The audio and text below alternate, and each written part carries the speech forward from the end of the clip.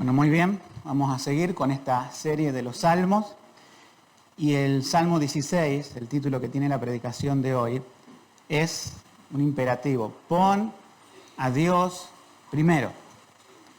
Entonces voy a abrir este mensaje con esta pregunta. A veces las preguntas son al final del mensaje, pero comienzo así. ¿A quién ponemos primero en nuestra vida? ¿Nos ponemos a nosotros mismos? ¿Ponemos al Señor? Tengo algunas preguntas que he anotado. ¿Qué pones primero? ¿Tu comodidad o al Señor? ¿Qué pones primero?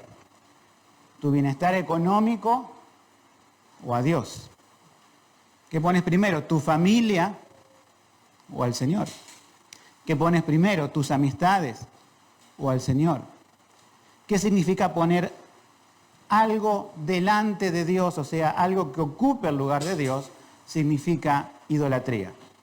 Significa quebrantar el primer mandamiento de la ley, que Dios dice, no tendrás dioses ajenos fuera de mí.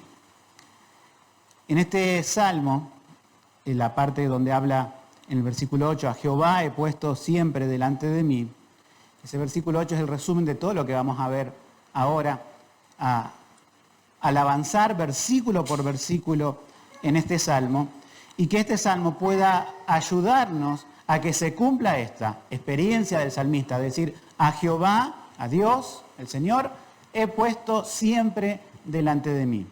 Y es un salmo de aquellos que se denominan mesiánicos, es decir, aquellos salmos que hablan en una parte muy específica acerca de Cristo y su muerte en la cruz. O sea que al recorrer ahora estos versículos que vamos a ver ahora, no va a ser una enseñanza moralista para nosotros diciendo qué tengo que hacer, sino que vamos a tomar de ejemplo a aquel que cumplió perfectamente este mandamiento de poner a Dios delante siempre, al Padre siempre. Y es la persona perfecta de Jesucristo. Entonces comenzamos con el Salmo. Hay una aclaración ahí, Mictán, ustedes pueden leer, Mictán de David. No hay una traducción específica a esa palabra, como vimos en el Salmo pasado, eran algunas indicaciones para el canto congregacional. Recuerden que esto se cantaba de diferentes formas. Quizás podría ser que es una especie de salmo conmemorativo, pero no sabemos bien a ciencia cierta lo que querían decir esas instrucciones, algunas sí, como el domingo pasado, pero a veces no sabemos. En Mictán es desconocido, un poco incierto, pero podríamos decir, bueno, es un salmo que se va a cantar con la congregación de Israel y que conmemora algún hecho importante en la vida del pueblo o de alguno de los personajes de su pueblo. En este caso es un salmo de David. Entonces, ¿qué significa poner a Dios siempre delante? Bueno, primeramente en el versículo 1 vemos que es alguien que confía en Dios, porque dice, guárdame, oh Dios, porque en ti he confiado. Nosotros recordamos, ¿sí?, que el Señor Jesucristo, Él siempre confió en su Padre. Él oraba a su Padre, Él no se guiaba por lo que le decían sus discípulos, por lo que le decían los hombres, por aquellos que lo enfrentaban a Él como diciendo, bueno, si eres el Cristo tienes que hacer tal o cual cosa. Él se mantuvo fiel a su Padre y Él tenía esa oración, guárdame, oh Dios. Él fue tentado en el desierto, Él fue probado por los fariseos, por los saduceos, Él fue aún por sus discípulos que le dijo uno de ellos, no vayas a la cruz, Señor, no te hagas ningún mal. Sin embargo, la confianza de Cristo estaba en su Padre.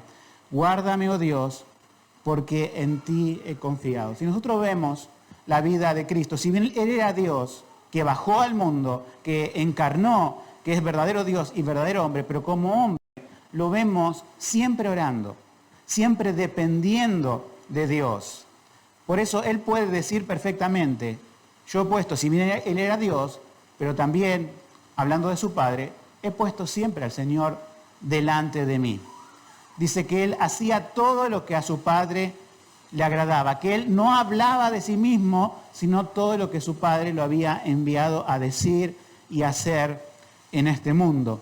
Nosotros vemos en la vida de Jesucristo que Él como Dios podría haber tomado iniciativas simplemente unilaterales, es decir, yo lo hago porque lo hago, soy Dios y podría hacerlo.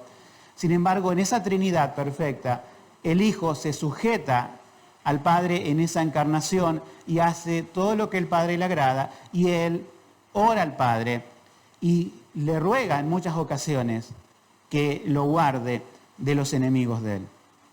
Entonces, nosotros aquí tenemos que, si queremos decir, somos personas que ponemos a Dios delante, somos personas que confiamos en Dios, que confiamos plenamente toda nuestra vida al Señor. En el versículo 2 tenemos otra enseñanza, que es una declaración de un atributo de Dios, y esto hay que entenderlo bien. Dice: oh alma mía, dijiste a Jehová, tú eres el Señor, mi bien a ti no aprovecha. Ustedes ven ahí unas letras inclinadas que no están en el hebreo, pero se entiende por el sentido, que decir, todo lo que yo pueda hacer de bueno, todo lo que yo pueda hacer, ¿le aprovecha a Dios? ¿No? Acá hay una cosa que tenemos que detenernos y aprender frente a un tiempo donde no se habla de los atributos de Dios, donde está lleno de iglesias evangélicas que no conocen a Dios y no conocen a Cristo, porque no hablan de sus atributos. Hay un atributo que es el escritor Arthur Pink, ya casi de un siglo atrás, y no están todos los libros que hablan acerca de los atributos de Dios, eso es un error, que le quitaron el primer capítulo. El primer capítulo habla acerca de la soledad de Dios. Y este autor, Arthur Pink, trae a colación este versículo del Salmo, tal cual está traducido en las Biblias de la Reforma, para decir, Dios está bien solo. Dios no creó al hombre, estaba solo. Dios tuvo que crear al hombre para tener compañía. No es ese Dios pequeño que se presenta hoy. No es el Dios pequeño que necesita de tu vida. Sepamos esto. El Dios de la Biblia se presenta como un Dios independiente, como un Dios autosuficiente, como un Dios que está bien consigo mismo, que está alegre consigo mismo, que está gozoso consigo mismo y no se siente solo. No podemos comparar a Dios con la criatura que somos nosotros. Cuando nos formamos una imagen pequeña de Dios, una imagen humana de Dios, primeramente no le rendimos la adoración como tiene que ser. Y quizás no entendemos también en qué consiste el plan salvador que Él hizo. Cuando el salmista dice, mi bien a ti no aprovecha, también podemos tomar, porque esto es un salmo mesiánico, que Jesús vino al mundo y Jesús, como decía esta persona, Arthur Pink, muy bien, con respecto a las confesiones de fe histórica, él decía, la encarnación de Cristo no añadió nada a la gloria divina de Dios. O sea, Dios no puede crecer en gloria. Dios tiene su gloria por la eternidad, desde la eternidad y hasta la eternidad, y nada de lo que haga cualquier hombre puede hacer crecer la gloria de Dios. Y aún el mismo Dios, segunda persona de la Trinidad, al encarnar en el Hijo, en Jesucristo, y al venir a nacer como un bebé a este mundo, y aún al morir en la cruz y a resucitar, si bien es glorioso para nosotros ese hecho, nada aumentó a la gloria de Dios, porque la gloria de Dios es siempre la misma y Dios no puede crecer en gloria. Nosotros debemos tributarle gloria, que esa es otra cosa. Nosotros debemos alabarlo a Él, que eso es otra cosa. Pero nunca Dios es más glorioso de lo que es. Dios es siempre glorioso. Y eso es lo que quiere decir el Salmo. Quiere decir que aún lo que hizo Cristo, y mucho menos nosotros, vamos a hacer crecer algo a Dios. Por lo tanto, siempre vuelvo a decir, a veces esa imagen de Dios pequeño que se le muestra a los niños diciendo, si vos haces esto, Dios va a estar contento, y si no haces esto, Dios va a estar triste, y si haces esto, Dios va a estar mejor y va a estar peor. ¿Qué le estamos diciendo? Estamos diciendo que Dios es como uno de nosotros, que puede variar, que puede cambiar y que depende de las influencias externas. Nuestro Dios no es así. No depende de mi influencia. Cuando vos pecás, es una ofensa contra Dios, pero es como tirarle una pequeña de Gibraltar. Es inamovible. Dios no cambia por eso. Ninguna cosa puede cambiar ese atributo de Dios, que es su gloria, que es también autosuficiente. Pero acá el salmista Quizás en ese momento, cuando estaba escribiendo, a lo mejor, no sé si estaba pensando realmente en lo que estaba, porque el Espíritu Santo lo estaba utilizando lo que nosotros ahora conocemos como un salmo mesiánico. Porque estas palabras son primeras de Jesucristo, diciendo, el Señor, Cristo tenía a su Padre, y decir, yo vengo al mundo no para que sea un provecho para Dios mismo, sino para que sea un provecho para nosotros. Y ahí lo tenemos en el versículo 3. Para los santos que están en la tierra, para los nobles toda mi complacencia está en ellos. Entonces, antes de salir del versículo 2, yo sé que algunas versiones dicen otra cosa y destruyen el significado mesiánico de la Biblia. Algunas versiones de la Biblia lo cambian, especialmente la 60, lastimosamente, ha cambiado esta traducción que viene desde el tiempo de la Reforma y lo han seguido todas las demás. Entonces todos los comentarios antiguos, como el de Arthur Pym o de otros más, quedan sin sentido, y si hay algún comentario, no sé, del siglo XVI de Calvino o de Lutero, también quedan sin sentido, porque el sentido del Salmo era ese. Mi bien a Dios no aprovecha, sino a los santos que están en la tierra. El versículo 3 nos dice eso. Viendo el tema de Cristo en cuanto al aprovechamiento, Jesús dijo muy en claro, ¿sí? Yo vine para servir y no para ser servido. El Señor Jesús lavó los pies de sus discípulos antes de ir a la cruz como un recordatorio de su misión aquí en la tierra. Él vino para servir. Ahora pensemos un poco en nosotros. El Señor nos dice, yo les he dado de ejemplo para que como yo he hecho, ustedes también tienen que hacer. Ahora, nosotros, hermanos, escuchen bien, no vamos a hacer nada de esto si ponemos en nuestra vida a Dios en segundo lugar. No podemos servir a nuestros hermanos. Si nosotros en nuestra vida diaria estamos un poco rebelados contra Dios y nos ponemos a nosotros mismos primero, ¿qué necesidad voy a tener de atender a mi hermano?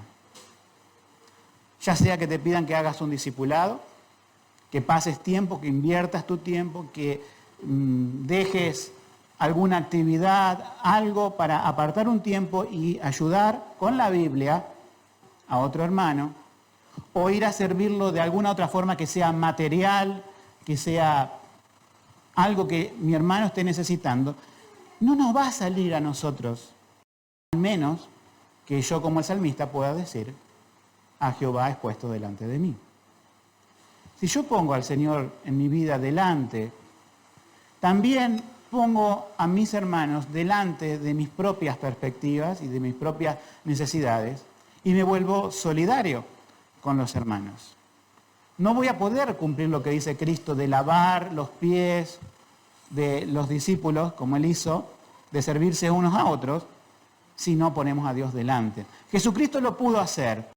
Confiaba en su Padre porque Él sabía que todo lo que Dios le había dado era su misión para bendecir a otros. El bien a Dios no aprovechaba, pero sí aprovechaba a los que estaban aquí en la tierra, a los santos. Y nosotros tenemos que tener las mismas perspectivas.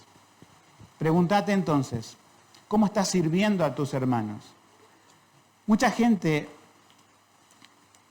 todavía piensa que solamente venir a la reunión es llenarse uno de Dios, y si uno no viene, se lo pierde uno. Y no tiene en cuenta que esto es un mandamiento que Dios dice, pero también que el solo hecho de venir y compartir con tus hermanos es una forma de animar a los hermanos a seguir en el camino del Señor. Cuando cantamos las canciones, obviamente las cantamos a Dios, ¿verdad? Pero hay algunas canciones que están en plural, que nos invitamos unos a otros a alabar a este gran Dios. Y eso no lo podemos cumplir estando solos en nuestra casa. Venimos aquí también para alabar a Dios, que es lo principal. El punto número uno y esencial es Dios, no las personas. No es un club social esto, pero también es más que un club social, dice alguien, porque somos el cuerpo de Cristo. Y el solo hecho de estar aquí, de compartir y también seguir ese compartir en el resto de la semana es parte de haber puesto a Dios primero y también vamos a interesarnos por los hermanos. Siguiendo en el versículo, tenemos en el versículo 4 una característica, una reacción de aquellas personas que ponen a Dios primero en sus vidas. Dice, se multiplicarán los dolores de aquellos que se apresuran, tras otro Dios. No ofreceré yo sus libaciones de sangre, ni en mis labios tomaré sus nombres. Cuando el cristiano empieza a decir yo primero y Dios después, se empieza a involucrar en pecados. No va a decir, como dice el salmista, que él va a alejarse de esos pecados, que ni siquiera va a tener en memoria el nombre de estas personas, sino que la persona cuando decae se involucra en pecados. Ese es el peligro de no poner al Señor delante de tus decisiones.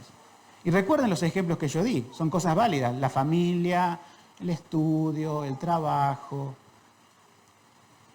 Si una persona te dice, mira, no te vimos el domingo en la reunión, ¿qué te pasó? Resulta que tengo que preparar esto para mañana, lunes, ya sea un trabajo, ya sea un estudio. Entonces lo que podemos decirle a esa persona es decir, entonces, ¿ese es tu Dios? ¿Ese es más importante que Dios? ¿Sí? Yo sé que a algunos les toca trabajar los domingos porque tienen una serie, no estoy hablando de eso, sino que estoy hablando de aquellas personas que pudiendo venir, que pudiendo estar, dicen, no, mejor la familia, mejor los amigos, mejor mi comodidad, mejor. Esa persona no está poniendo a Dios delante. Y después va a poner siempre el pecado delante. Y así empieza una degradación espiritual. Aquí el salmista dice que aquellos que siguen el pecado, sus dolores se van a multiplicar.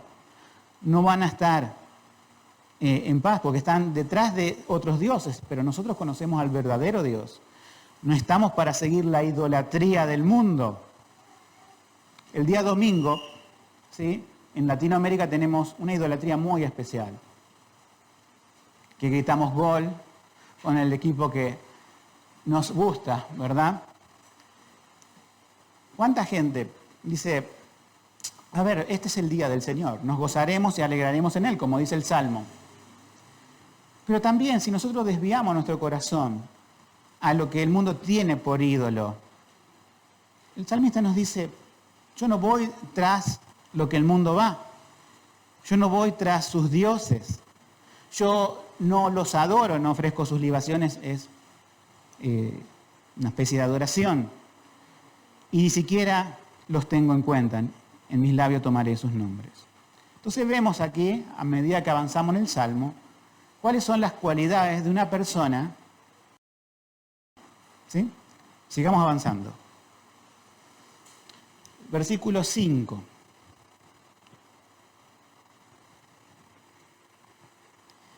Fíjense qué importante esto. Jehová es la porción de mi herencia y mi copa. Tú sustentarás mi suerte. Está diciendo el salmista esto. Cuando decimos porción, ¿porción de qué? Cuando la Biblia dice porción, ¿a qué se refiere? A una porción de alimento.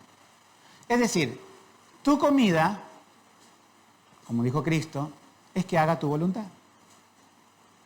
Nuestra comida debería ser, por así decirlo, diaria, hacer la voluntad del Padre y poner a Dios delante de mí.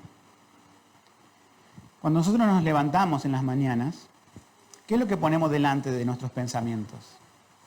¿Qué es lo que ponemos delante de nuestra vida? Cuando nos levantamos, a veces soñolientos, aún no caemos en la realidad, pero ni bien caemos en la realidad, nos acordamos de esto, nos acordamos de lo otro. Ahora, todos tenemos preocupaciones, todos tenemos problemas, pero ¿qué nos invita la Biblia? A poner primero ¿a quién? A Dios. Los salmos están llenos de estos cánticos que dice, me levantaré a ti de mañana Jehová, me presentaré a ti, de Jehová oirás mi voz. Vamos a ver después otros salmos, pero nos presentamos a Dios y ponemos a Dios delante cuando comenzamos cada día. Ponemos a Dios delante en el resto del día. Ponemos a Dios delante al finalizar el día.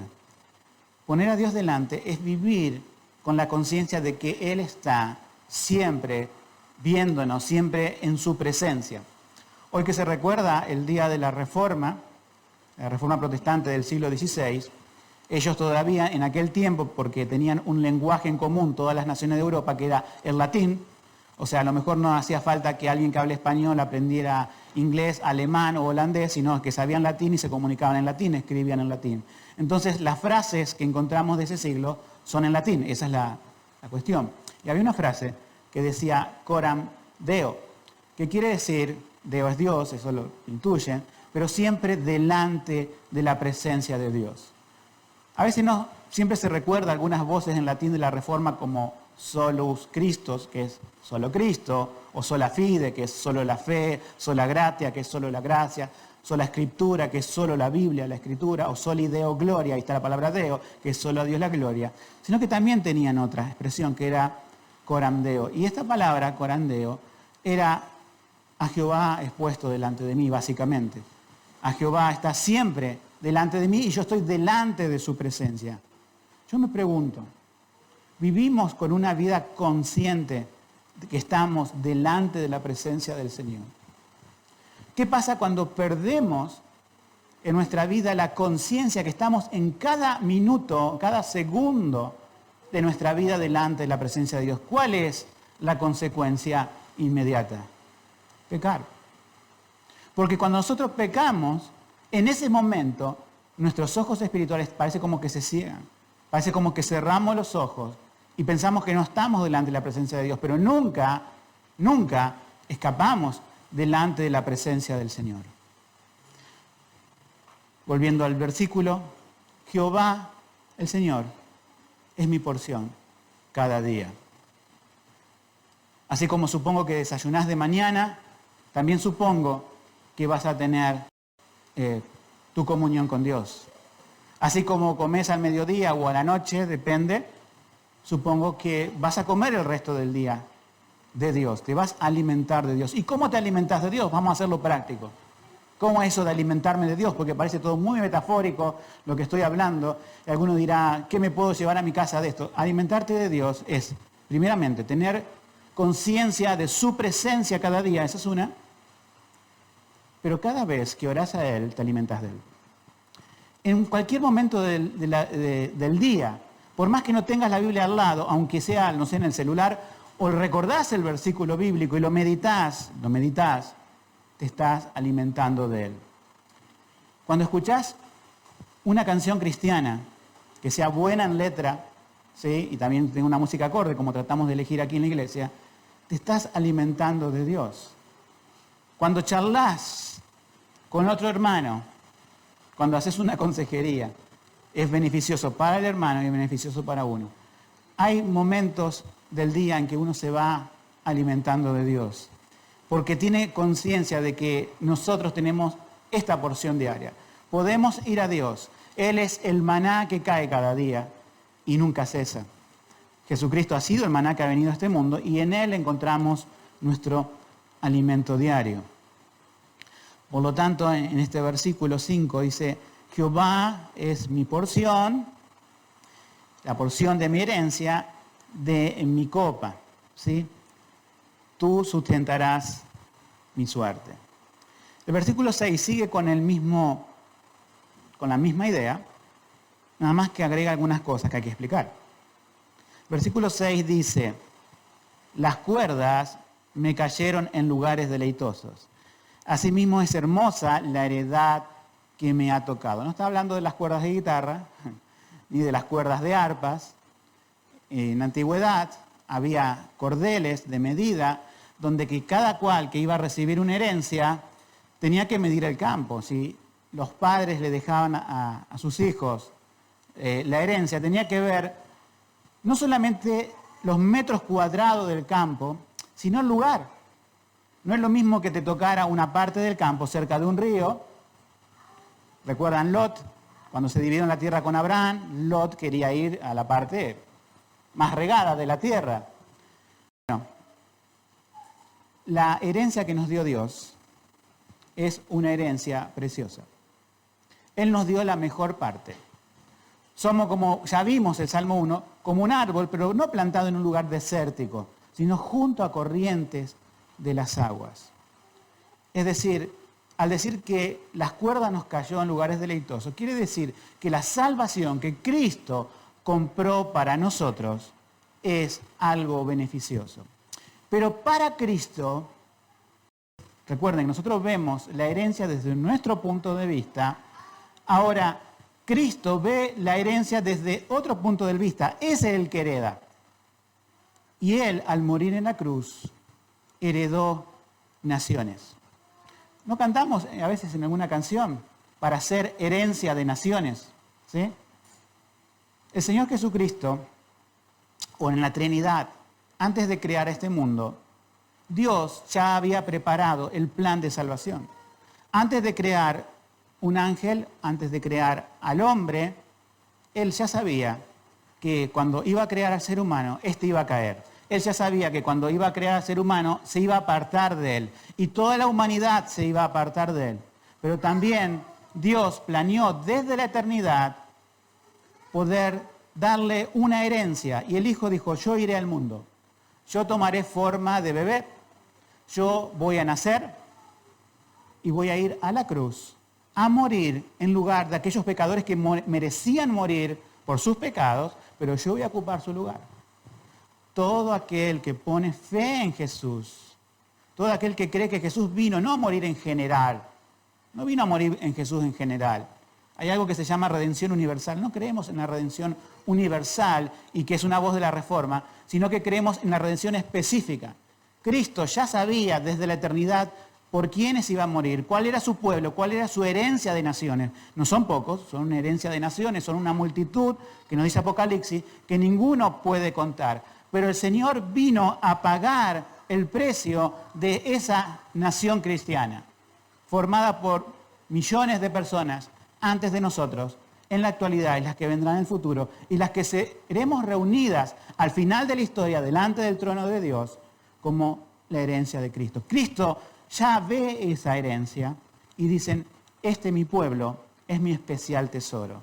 No Israel terrenal, sino que esa promesa se extiende y se abre para el Israel espiritual, que es la iglesia, ¿sí? Para decir, esta es mi herencia. Cristo mira y dice, por esto hice mi trabajo, por esto santos de la tierra, que ahora los convertí en santos porque antes no lo eran, está toda mi afición a ellos, está toda mi voluntad en ellos, a tal punto de haber ido a la cruz y morir por ese pueblo. Entonces nosotros somos la herencia y nuestra herencia es del mismo Cristo y vamos caminos a esa herencia. A veces, hermanos, yo no sé si alguno de ustedes ha recibido alguna vez alguna herencia. Sería lindo, ¿verdad? No tener que trabajar por una casa y recibirla de herencia así ya hecha. La mayoría quizá de nosotros nos quejemos por la herencia terrenal, por la, digamos, situación de vida. Miramos nuestros trabajos, miramos nuestras condiciones, nuestra falta de trabajo y nos desanimamos diciendo, bueno, no hay mucho a veces en esta tierra. Pero siempre la Biblia nos invita a no poner nuestra mirada en las cosas del mundo. Siempre al cristiano lo invita a no poner la mirada en las cosas del mundo, ya sean materiales, ya sea la maldad de este mundo que nos agobia, sino a levantar nuestra vista y ponerla en Dios, ponerla en las cosas celestiales. Y decir, como el salmista, al pensar en esa herencia futura, sí, las cuerdas me cayeron en lugares deleitosos. Y es asimismo hermosa la heredad que me ha tocado. Para nosotros, por supuesto, podemos decir, es hermosa, porque es Cristo. Aquel que no conoce a Cristo como Salvador, Cristo no es hermoso.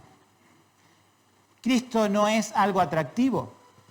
Esta reunión no es algo atractivo, cantar no es algo atractivo, orar no es algo atractivo, porque la persona que está muerta espiritualmente no le atraen estas cosas, no tiene interés de estas cosas. Pero cuando Dios resucita a un muerto a vida, cuando la palabra de Cristo así como le dijo a Lázaro, Lázaro, ven fuera, y ahí podemos poner nuestro nombre. Si nos salva, Alejandro, ven fuera. Cuando Alejandro sale a la luz y sacadas las vendas, allí puede ver a Cristo. Y desde ese momento que conocemos a Cristo, Cristo se torna glorioso en nuestra vida. Hoy vamos a cantar una canción que se llama Glorioso Jesús. Y cuando la cantemos, digamos, realmente, Señor, tú eres glorioso. Tú eres mi porción, tú eres mi todo. Ahora, lo más asombroso de esto es que también el Hijo, o sea, Cristo, pueda decir de nosotros, ¿sí?, que esa, digamos, herencia que le ha tocado es hermosa. Si nosotros no somos hermosos en el sentido espiritual, bueno, físicamente tampoco, pero en el sentido espiritual, ¿cómo somos? Realmente como la Biblia dice, como Isaías dice. Hoy en otros lugares te dicen, vení, te estamos esperando, Dios te estaba esperando. Es lo que Dios estaba buscando, te estaba buscando a vos. Sos lo más importante, no. Abajo de eso.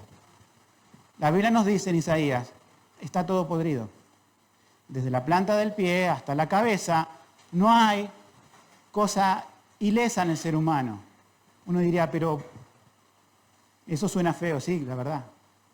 Suena feo y es necesario que te lo digan. Porque es necesario que cualquier persona que acuda a Cristo acuda en la condición de leproso, en la condición de necesitado, en la condición de decir, Señor, estoy perdido en mi vida, necesito que tú me sanes, me embellezcas, por así decirlo, espiritualmente. Bueno, cuando Cristo ve a su iglesia como perfecta, como hermosa, como una herencia, no es gracias a nosotros.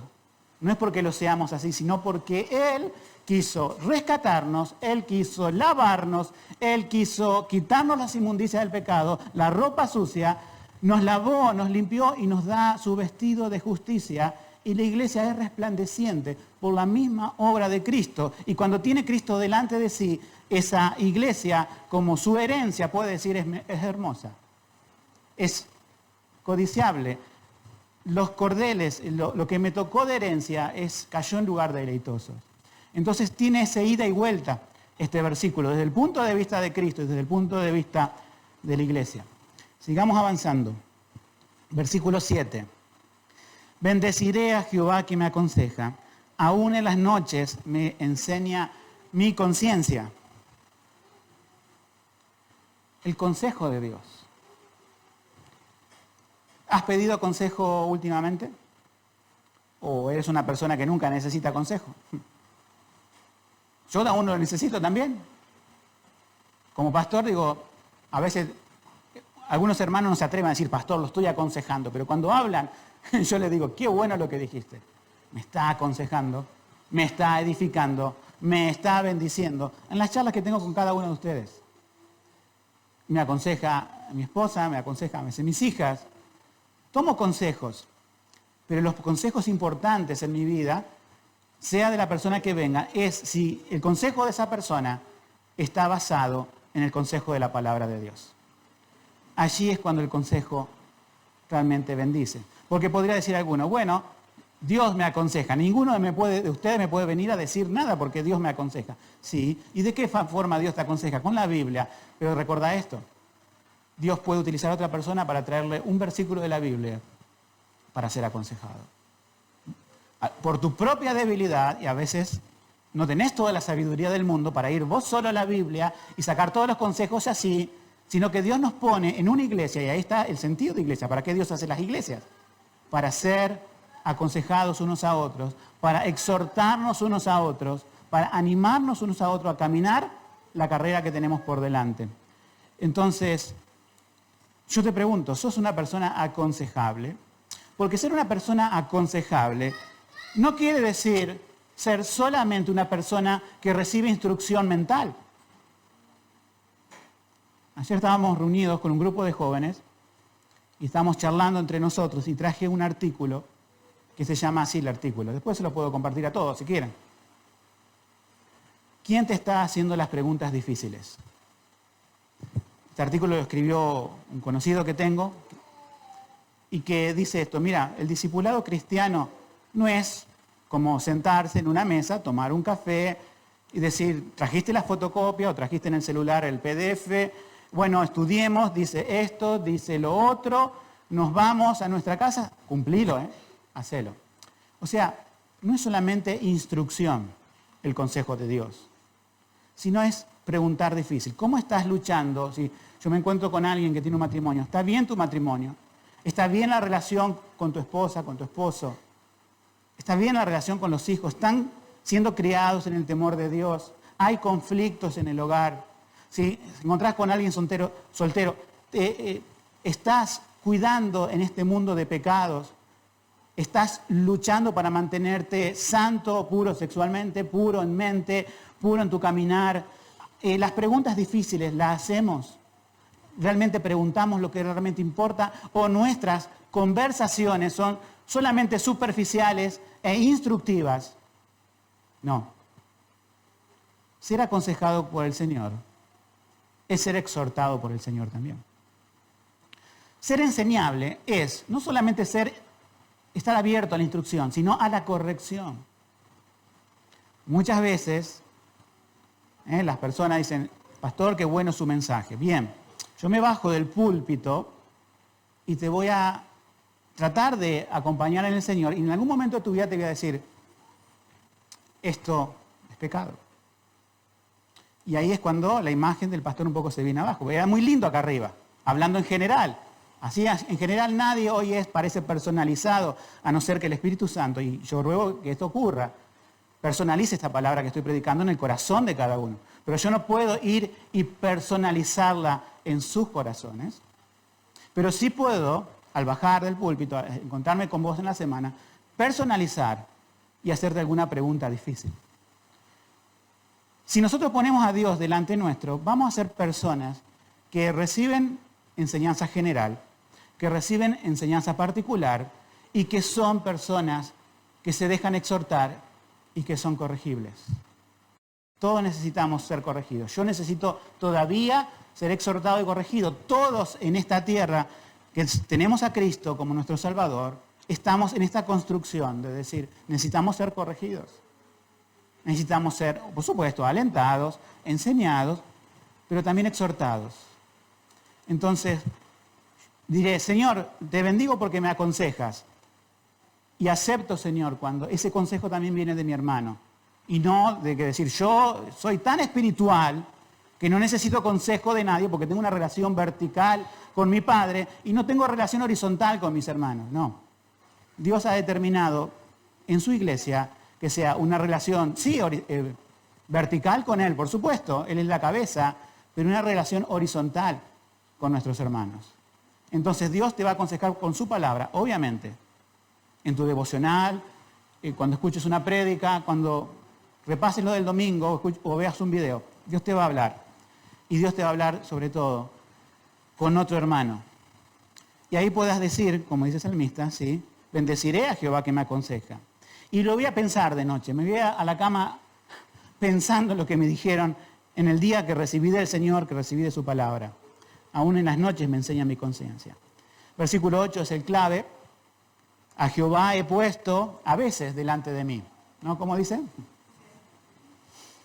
Bueno, esa es la lucha, ¿no? A Jehová he puesto siempre delante de mí. Y la expresión, porque está a mi diestra, no seré conmovido, es el corandeo que dije hace un rato. Está siempre el Señor, ¿sí?, al lado mío, no que Él se va. Que se entienda esto. Yo no puedo poner al Señor porque Él es espíritu. Él es omnipresente. Él llena todo. No hay lugar que se escape de su presencia. Cuando la Biblia dice he puesto al Señor, no quiere decir que yo lo pongo en una posición a Dios, sino que yo reconozco la autoridad de Dios por sobre mí. Entonces, a Jehová he puesto siempre delante de mí, es reconocer esta presencia omnipresente del Señor que está. ¿Para qué? Para no ser ¿qué? Conmovido. No habla de ser conmovido, emocionado espiritualmente, no está hablando de eso, ¿sí? Está hablando de que no titubeen tus pies. Hermanos, si alguno de nosotros cae y tropieza, no sé, decae su fe, se vuelve a veces como pareciera alguien del mundo, es porque ocurrió un proceso lento, pero continuo, de no poner a Dios delante en tu vida. Cuando el creyente, a pesar de que Cristo es su Señor y Salvador y nunca puede dejar de serlo, el creyente va prefiriendo otras cosas y su propia vida delante y no lo pone a Dios delante de él, no es siempre que dice el salmista, siempre a Jehová, se conmueve en el sentido de que tropieza. ¿Cómo hacemos para no tropezar en la vida cristiana? Pone a Dios siempre delante. Cada día tenés que luchar contra vos mismo, que tu propia carne te va a decir, yo quiero tomar siempre, estar delante de todas las cosas. Pero Jesús, que vino a este mundo, se hizo siervo hasta la muerte de cruz y su afición está puesta en su iglesia. Si sos parte de su iglesia, no estamos diciendo que sos parte de nuestra iglesia, eso es otra cosa. Primero, ser parte de la iglesia de Dios significa haber creído en Cristo como tu Salvador. Si sos parte de esa iglesia universal, tus pies están sobre Cristo. Tus pies están en la roca. Y no vas a ser conmovido. No vas a ser llevado por cualquier viento de este mundo. ¿Vieron las plantas rodadoras del desierto que se lo llevan? El viento, bueno. Cuando estamos sin Dios o poniendo delante a Dios, somos influenciados. Una persona me preguntó muy hace poco, ¿usted no tiene problema, pastor? Digo, no, yo soy pastor, no tengo problemas. No le contesté eso, ¿verdad? Sí, tengo problemas como cualquier otro cristiano y ser humano en este mundo. Por supuesto que hay problemas que son parte de pecados, que obviamente no. No cosas que uno diga, me descalifican como pastor. Tengo problemas, como cualquiera de ustedes, lucha con la economía, lucha con enfermedades, con cosas, con diferentes cuestiones. Pero la cuestión es, le contesté a esta persona, es que trato, no digo, lo he cumplido un 100%, trato humildemente de poner a Dios delante y los problemas detrás. Es como, buscando un ejemplo, ¿no? No avanzaría una carreta que yo pongo los caballos detrás y que con la cabeza traten de empujar la carreta, no iría muchos kilómetros, ¿verdad? Una carreta, para que funcione bien, es los caballos delante, el carro detrás. Nosotros, en este ejemplo burdo, podemos decir, si nosotros ponemos todas las cosas de los problemas nuestros delante nuestro y el Señor detrás, la cosa no funciona. Yo quiero erradicar este pensamiento, por lo menos de la iglesia y de los que me escuchan quizá por primera vez. Los problemas los pones detrás del Señor, pero te doy alguna pauta cuando pones los problemas delante. Muchas veces cortás la comunión con tus hermanos, cortás de asistir a las reuniones, cortás algo que es el alimento, uno de los principales alimentos de la semana, que es este momento. ¿Sabes por qué? Por poner tus problemas delante de Dios. Cuando vos entendés quién es Dios en todos sus atributos, cuando entendés quién es Dios en toda su magnificencia, en toda su grandeza, o por lo menos tratar de pensar en lo que Él es, en su supremacía, esos problemas los tirás detrás. Y venís acá a la casa de Dios para alabar su nombre, para llenarme de su palabra. Cuando vos también ponés los problemas en tu vida diaria adelante, no te dejan ver la palabra de Dios, no te deja ser aconsejado, no te deja estar delante de la presencia, porque siempre apareces con tus problemas. Entonces, creamos, hermanos, a los que nos dice la palabra de Dios, y que sea esto no una metáfora o un canto, porque cantamos muchas cosas que obviamente no vivimos, decíamos ayer con el grupo de jóvenes que nos reunimos. ¿Cuántas veces venimos y cantamos, Señor, te seguiré, Señor, dame a Cristo, todo lo que anhelo es Cristo, o solamente Él satisface mi alma? ¿De verdad? Yo me pregunto, ¿de verdad Él satisface solamente mi alma? ¿De verdad estoy completo solo en Él? Miren, si uno se examinaría a fondo, claro, diría, no puedo cantar más. No puedo. A ver, agarremos cualquiera de aquí y veamos cualquier cosa que nos invita y diríamos, no lo puedo vivir al 100%. Dios lo sabe. Tranquilos, Dios lo sabe. Pero si nosotros tenemos la intención de humillarnos delante de Él y que cada canto que nos invita a poner a Dios delante de nuestro, lo hacemos con sinceridad, reconociendo nuestras debilidades y pecados, pidiéndole perdón, Señor, y mi alabanza a medida que canto cambia. Mi corazón a medida que alabo cambia, porque reconozco su grandeza y reconozco mi pequeñez. Reconozco que Él es mi porción y yo estoy necesitado de Él. Entonces, a Jehová he puesto siempre delante de mí. ¿Sí? Versículo 9, ya vamos al final casi. Se alegró por tanto mi corazón y se gozó mi gloria, y también mi carne reposará segura. Versículo 10, porque no dejarás mi alma en el sepulcro, ni permitirás que tu santo vea corrupción. ¿Por qué leímos los dos versículos juntos? Esos dos versículos específicamente hacen referencia a Cristo. Fíjate bien de nuevo. ¿Quién se alegra? Cristo. Se gozó su gloria. Su carne reposará segura. No dejarás mi alma en el sepulcro, ni permitirás que tu santo, con mayúscula, Hijo de Dios, segunda persona en la Trinidad, vea corrupción. Dios no puede morir, pero solamente puede morir cuando toma forma de siervo, cuando toma humanidad, que la humanidad sí puede morir.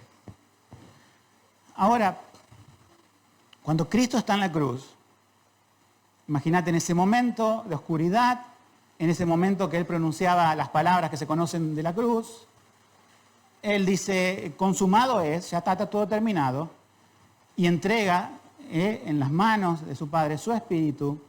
Allí queda el cuerpo de Cristo. Y ese cuerpo de Cristo es bajado, es descolgado. Hay otros dos, quizás están agonizando y después van a morir, al cada lado de la cruz. Pero Jesucristo estaba efectivamente muerto. Traspasaron su costado con una lanza para asegurarse de eso. Y es llevado a una tumba nueva, a una tumba, podemos decir, de alguien importante, de aquella época que la donó, y el cuerpo de Cristo es puesto allí. Ahora, ese hecho no se parece a ningún funeral que hemos conocido. Ese hecho no se parece a la muerte de Lázaro, que en la tumba, ¿qué pasaba con el cuerpo de Lázaro? Lo que todos suponen, hiede ya. ¿Qué pasa cuando enterramos un par de días a alguna persona que se ha ido de este mundo? Se descompone. La rigidez cadavérica, los gusanos, ahora lo creman, ¿no es cierto? Bueno, es otra historia.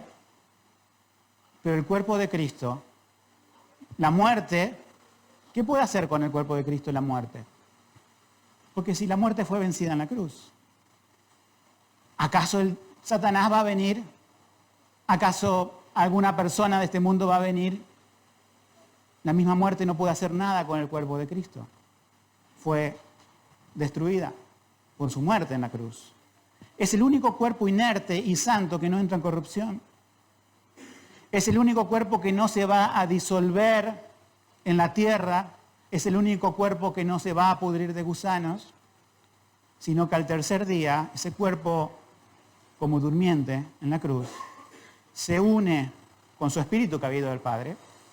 Y al hablar de su espíritu, estamos hablando del espíritu divino y humano que no se separan nunca, y resucita con un cuerpo glorioso.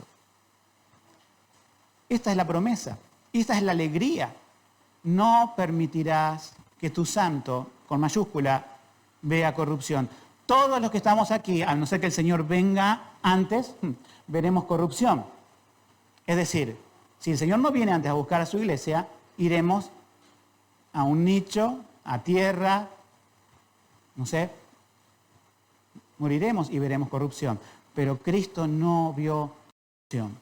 Pero lo importante es esto, que a pesar de que nosotros, por causa de nuestros pecados, veamos corrupción, por aquel que no vio corrupción, por aquel que resucitó con un cuerpo glorioso. La promesa de Dios para el creyente es resucitar un día al final de la historia, glorioso para estar para siempre con el Salvador. Dios nos dará cuerpos que ya no van a luchar con el pecado, que ya no van a tener ningún problema de enfermedad, donde no va a haber más tristeza, donde no va a haber más lágrimas, sino que allí Dios nos va a dar un cuerpo para estar con Él.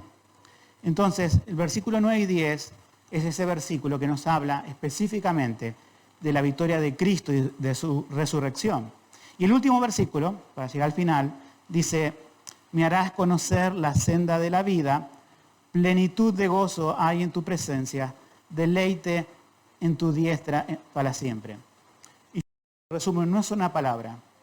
Aquel que pone a Dios por delante, ¿qué hay? Plenitud. Nuestro cuerpo exterior se puede desgastar. Podemos caer en graves enfermedades. Podemos tener grandes achaques.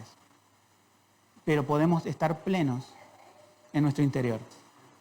Podemos estar sanos con esa bendición que Dios da a aquel que pone a alguien siempre delante de Él, ¿no? Lo ponemos a Él delante de Él.